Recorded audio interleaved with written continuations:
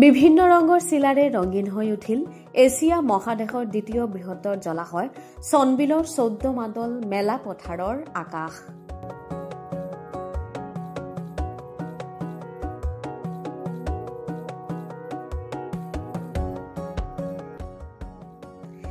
চিলা উৎসৱত চনবিলৰ 14 মাদল পথাৰৰ আকাশত উৰিল শ শ চিলা।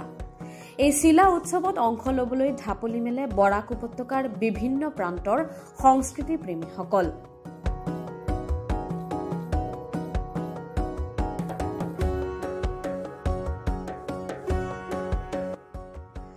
পঢ়া শুনাৰ সমান্তৰালকৈ শিশুসকলক পথাৰমুখী কৰিবলৈ এই চিলা উৎসৱৰ আয়োজন কৰে শ্ৰীভূমিৰ চনবিলৰ সাংস্কৃতিক কৰ্মীসকলে।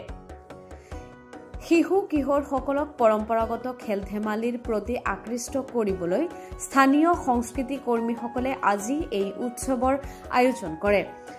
বৰ্তমান যুগত মোবাইল আৰু কম্পিউটাৰৰ আসক্তি বৃদ্ধি পাব লগাত শিশু কিশোৰসকলে খেল ধেমালিৰ পৰা দূৰলৈ আঁতৰি গৈছে।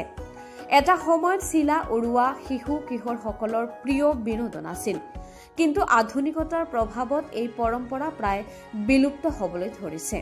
এই হেৰাই যোৱা আনন্দ পুনৰুজ্জীৱিত কৰিবলৈ চনবিলত প্ৰতি বছৰে এই উৎসৱ অনুষ্ঠিত হয়, য'ত শিশু কিশোৰসকলে ঐতিহ্যবাহী খেল ধেমালিৰ প্ৰতি পুনৰ উৎসাহিত হয়।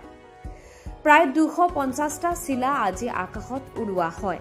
তাত 2000ৰো অধিক লোকে অংশগ্ৰহণ কৰে।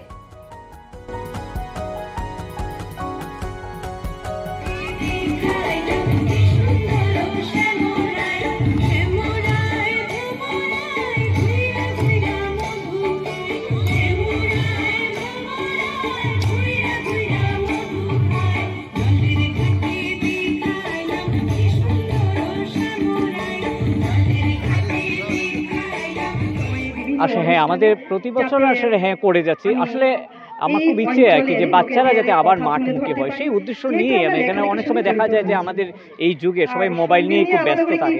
সেই সময় আর কি যে ভাবলাম যে না, বাচ্চাদের কীভাবে আবার মাঠমুখী করা যায়, কারণ আসলে আমরাও তো ছোটোবেলায় গুড়িগুলো উড়েছি। তো ভাবলাম যে খুব কম খরচাতে কি করা যায়, কিভাবে ওদেরকে উৎসাহিত করা যায়, সেইটাই ভাবনা চিন্তাতে আমাদের সেই গুড়ি উৎসব।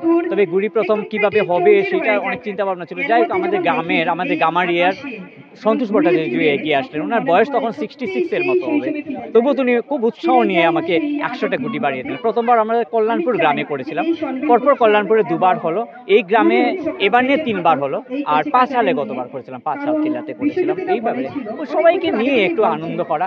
বাচ্চাদের জন্য আসলে বিশেষ কোনো অনুষ্ঠান হয় না, এটাতে আমরা কিন্তু কাউকে নিমন্ত্রণ করি না, শুধু সোশ্যাল মিডিয়াতে জানাই। অসংখ্য ধন্যবাদ আমাদের বরাক উপত্যকার প্রিন্ট মিডিয়া এবং ইলেকট্রনিক্স মিডিয়া সাংবাদিক। এই উদ্দেশ্যই থাকে আমাদের যে বাচ্চাদেরকে উৎসাহ করা, এবং আমরা এই জন্য আমরা খুব বড়দেরকে কাউকে নিমন্ত্রণও বেশি করি না।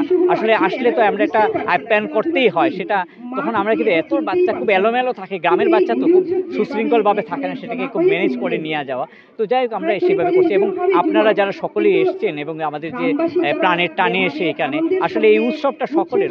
আমরা এই যে লেখা আছে হয়তো সনবিলের সাংস্কৃতিক কর্মী, আসলে এটা নয়, বরাক উপত্যকার সকলের সাংস্কৃতিক মনস্ক মানুষেরই এই উৎসব, এবং এইটাই আমরা চালিয়ে যাওয়ার চেষ্টা করছি। তো 200 গুড়ি হয়ে গেছে, আমরা 200 করতে পেরেছি, এবং বিভিন্নভাবে অনেকটা বাচ্চাটা নিচে নষ্ট হয়ে গেছে এমনিতে, তবুও আমাদের 250-র উপরে হয়েছে। তার কারণ হলো অনেকে নিজে বানিয়ে এসছে, তারা ধামাইল দিচ্ছে। এই যে এটা এলো সুন্দর, এবং একটু পরেই আপনারা দেখবেন সূর্যাস্ত হচ্ছে। সেই প্রকৃতির এই প্রাকৃতিক সৌন্দর্যটাকে আমরা ভিত্তি করেই আমাদের এই সব অনুষ্ঠান, এবং আমরা চাইছি সবসময় প্রকৃতির করেই আমাদের অনুষ্ঠানগুলো। এই এরিয়ারই ল'ৰা, আমাৰ পাশে গ্ৰামে মোৰ ঘৰ। মোৰ সৰু কালৰ পৰাই আমালোকে নিজেই গুড়ি উড়াইছোঁ। মোৰ দেউতা, ককাই, দাদা, ঘৰৰ ডাঙৰ ডাঙৰ মানুহে বনাই দিতে গুড়ি। এই গুড়িটো ভেৰাইটি গুড়ি বনাতে, এতিয়াতো এইবিলাক নবনায় আৰু। আমাৰ গুড়িবিলাকৰ নাম সাপ গুড়ি বুলি কয়, বেনা গুড়ি বুলি কয়, এনেকুৱা ভেন কৰি থাকে। বহুত বহু প্ৰকাৰৰ গুড়ি আছে। আমালোকে উৰাই আছোঁ, সৰু কালৰ পৰাই উৰাই আছোঁ। মাজত কিবা সেইটো প্ৰায় নাইকিয়া হৈ গৈছিলে। তাৰপিছত আমাৰ এই বিশ্বজিৎ দা ইয়াৰে ল'ৰা, এই ঐতিহ্যটো ধৰি ৰখাৰ কাৰণে তেখেতক গুড়ি উৎসৱ পাতিছে।